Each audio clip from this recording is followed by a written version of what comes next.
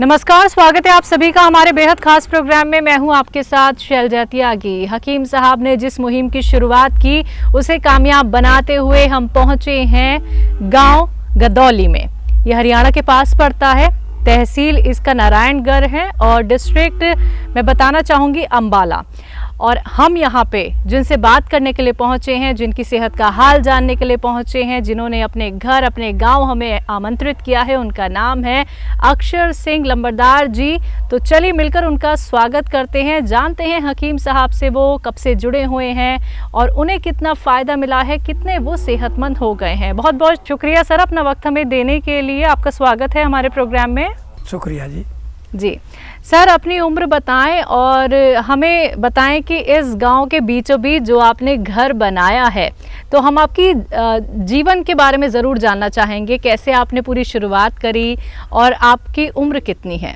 मेरी उम्र जी कल से 77 ईयर की 77 साल की शुरू है क्या।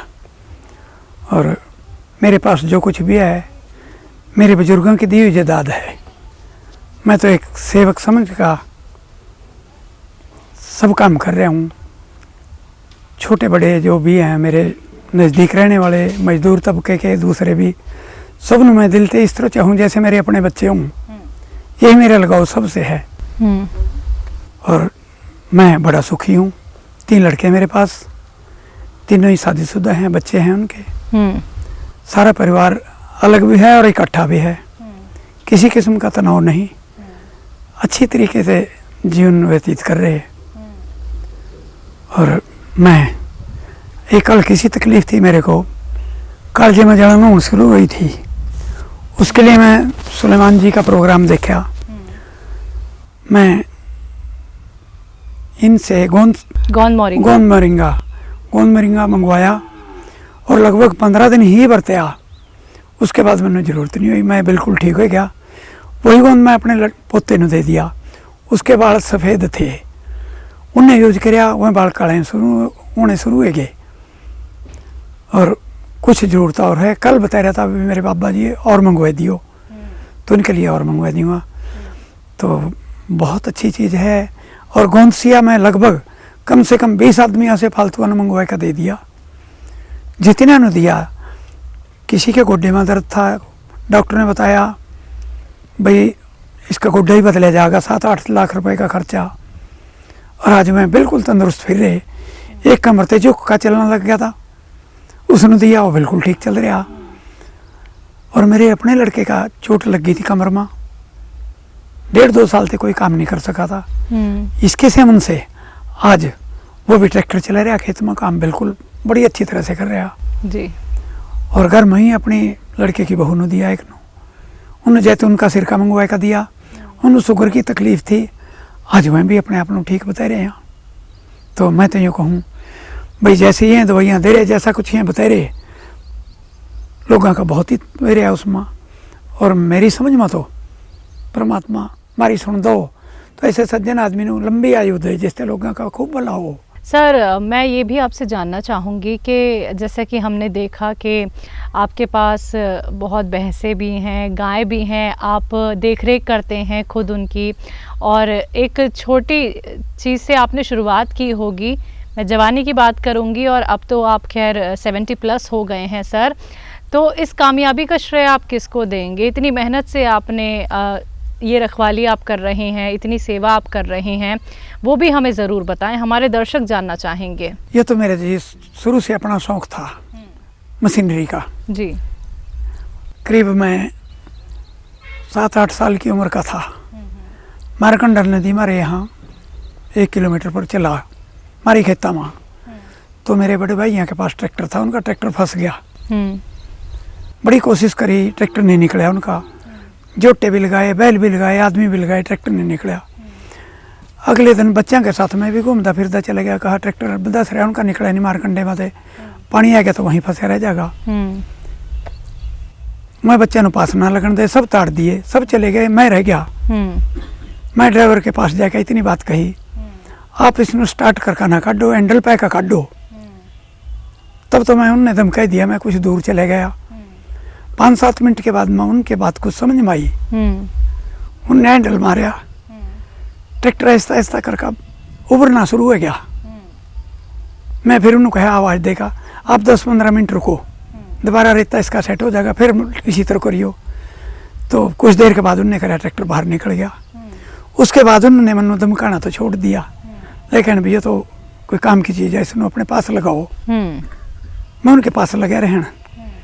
जब कभी वो खराब मिस्त्री लोग दिल्ली से या मुजफ्फरनगर से आया कराते, मैं उनके साथ देखता रहूँ था। उनके देखने से मनु ये ऐसी रुचि हुई, मशीनरी की सारी जानकारी होगी। 9 साल के बाद मैं ट्रैक्टर चलाना सीखा। चलाना तब सीखा जब मैं कल्ले कल्ले पुर्जे के बारे में नाम जान गया और उसके फंक्शन में समझने लगा। इस तरह मनु रुचि हुई। उसके बाद मैं इंजन भी ठीक करने लगा, और जिन लोगों के पास ट्रैक्टर और इंजन थे, मैं मेरी मदद के लिए आया करा। अपने ही घर से तेल फूका, मेरे खेत बह का चले जाया करा। मैं अपने ज्ञान से उनके ट्रैक्टर या इंजन ठीक कर दे करूँ था। इस तरीके से मैं आज यहाँ तक पहुँच गया। मेरे पास 3 ट्रैक्टर हैं और 4-5 बच्चों के पास गाड़ियाँ हैं। 2 पोते मेरे कनाडा जा रहे हैं, और तीसरा पोता मेरा कनाडा जाकर आया हुआ, जिसका भी बच्चा हुआ, और 2 लड़के मेरे पोते चंडीगढ़ पढ़ रहे हैं। लड़के मेरे 3 अभी यहाँ गाँव में आए गए, तो बड़ा खुशहाल जीवन जी रहे हैं, बड़े आनंद से रह रहे हैं। उन्हें जो छोटी मोटी तकलीफ हुई हकीम जी की दवाई लेने का दी, और आज मैं बिल्कुल ठीक है। और जिन आदमियों ने दवाई दी वहीं कहाँ हम सेहत तो ठीक हो ही गए, भूख इतनी लगने लगी और महाराज जी यूँ करा भी खूब खाओ, एन स्वस्थित हो गए। 77 के आप हो गए हैं, तो हकीम साहब की दवाइयाँ अपना के, हकीम साहब के नुस्खे अपना के अब आप एकदम सेहतमंद हैं सर। मैं बिल्कुल ठीक हूँ। जितने आदमियों ने भी दे दी, हाँ। मैं भी यही बात करे, भाई हम तो बच गए, हम तो बड़े सुखी हैं। और मेरे रिश्तेदार मित्र प्यारे जान पहचान के जो भी आदमी, मैं सारे मंगवा कर दे रहा हूँ, क्यों मेरे पास यहाँ उनका एड्रेस है, और उन्होंने विश्वास आ भी दवाई मारी लग जा, मेरे पास फ़ोन कर दें दवाई पहुँच जा, 3-4 दिन के बाद मैं गाड़ी पहुँचा दूँ। जिन लोगों ने भी दे रहे मैं बड़े सुखी हैं, बड़े आनंद से हैं और सेहतमंद हैं। तो लोगों की खिदमत आप कर रहे हैं लगातार। मैं तो कोशिश यही करूँ अच्छा मेरे से किसी का भला हो जी, और इस जैसा तो और काम ही कोई नहीं। कर भला हो भला, अंत भले का भला। बिल्कुल सर, बिल्कुल। तो हकीम साहब से जुड़ के आपको कैसा लगता है? कुछ कहना चाहते हैं हकीम साहब के लिए? तो सर मैं तो यही बात कहूँगा, हकीम साहब ने परमात्मा खूब लंबी जिंदगी दे, जिससे मैं लोगों की जीवन और सुखी बना सका और लंबे टाइम तक लोगों की इसी तरह से खिदमतदारी कर सका। यही मेरी प्रार्थना भगवान से है। उनका जीवन जो है सुखमय रहा और लोगों की खिदमत करते रहा। जी सर, आप गांव वालों की तो मदद करते ही हैं, आप अपने पड़ोसियों को और अपने नाते रिश्तेदारों को भी हकीम साहब की दवाइयां बता देते हैं जिनकी उन्हें ज़रूरत पड़ती है। लेकिन जो लोग आपको सुन रहे हैं, जो लोग आपकी बातें सुन रहे हैं, तो आप उनको क्या कहेंगे? यूनानी ट्रीटमेंट, घरेलू नुस्खे कितने कारगर हैं, कितने सही हैं? ये तो जो हम अंग्रेजी दवाइयाँ खाएगा अपने शरीर में नुकसान पहुँचा रहे, वो एक तरफ फायदा करा, दूसरी तरफ नुकसान करा। जी जी। और जो कि हिंदी की दवाइयाँ, इनका तो फायदा ही फायदा, नुकसान की तरफ तो ये जाने की ही नहीं। इस्तेमाल करने से उसका सुख ही प्राप्त होगा, साइड इफेक्ट उनका कोई नहीं। अंग्रेजी दवाई एक तरफ फायदा करागी, दूसरी तरफ नुकसान करागी।